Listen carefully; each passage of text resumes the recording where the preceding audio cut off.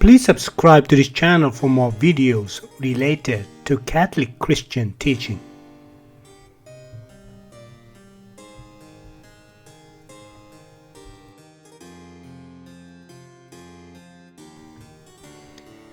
The Sacrament of Holy Orders, that is, the sacrament in which, by the imposition of hands and prayer of the bishop, a spiritual power is transferred to one of the faithful, together with the grace to exercise this power in a manner pleasing to God.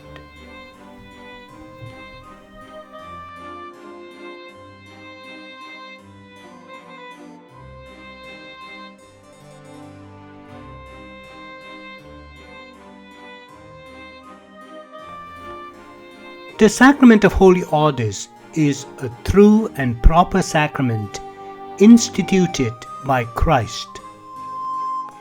Against the Reformers' doctrine of the universal lay priesthood, the Council of Trent declared that there is in the Catholic Church a visible and external priesthood, a hierarchy instituted by divine ordinance, that is, a special priestly status which is essentially different from the lay state.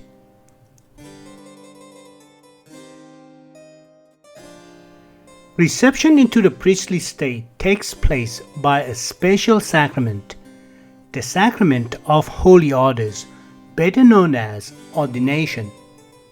The Council of Trent defined, "If anyone says that orders or sacred ordination is not truly and properly a sacrament instituted by Christ the Lord, let him be anathema."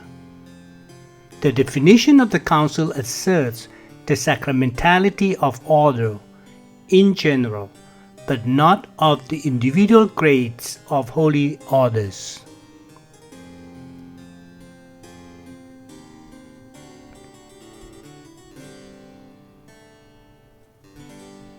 In the passages of sacred Scripture which refer to acceptance into the church hierarchy, the individual elements of the concept of sacrament distinctly appear. In Acts chapter 6, according to the tradition interpretation, says concerning the institution of deacons, "These they set before the apostles, and they, praying, imposed hands on them." In Acts chapter 14, mention is made of the institution of the presbyter. "And when they had ordained presbyters for them in every church, and had prayed with fasting, they commended them to the Lord." St. Paul writes to his disciple Timothy, "For this reason I remind you that you stir up the grace of God that is in you by the imposition of my hands. Do not neglect the grace that is in you, which was given you by prophecy, with the imposition of the hands of the presbyterate." Thus, acceptance into the church hierarchy took place by a procedure perceptible to the senses, consisting in imposition of the hands and prayer. By this external rite, a spiritual authorization of office was conveyed to the ordinand, and an inward grace communicated to him. The institution by Christ may be shown by this, that only God or the God-man Jesus Christ can causally associate the communication of inward grace with an outward rite. St. Paul the Apostle's exhortation to Timothy, "Impose not hands lightly on any man," proves, according to the more common interpretation, that the overseers of the church appointed by the apostles are, in their turn, by imposition of the hands, to inherit the powers received.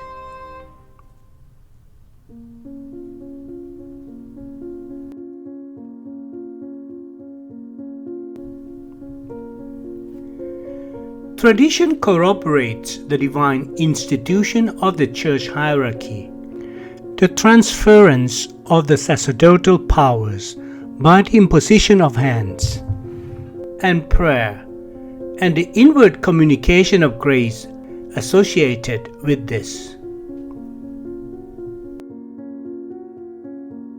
St. Gregory of Nyssa compares the consecration of priests to the consecration of the Eucharist.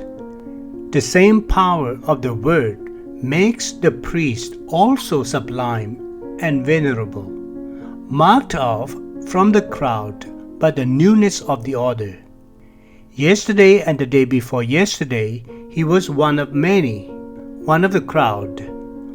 All at once, he becomes a leader, an overseer, a teacher of piety, a perfecter of the concealed mysteries, and this without changing body and form. As to the outside, he remains the same as he was, but by an invisible power and grace, his invisible soul has been changed for the better. St. Augustine compares the consecration of priests to baptism.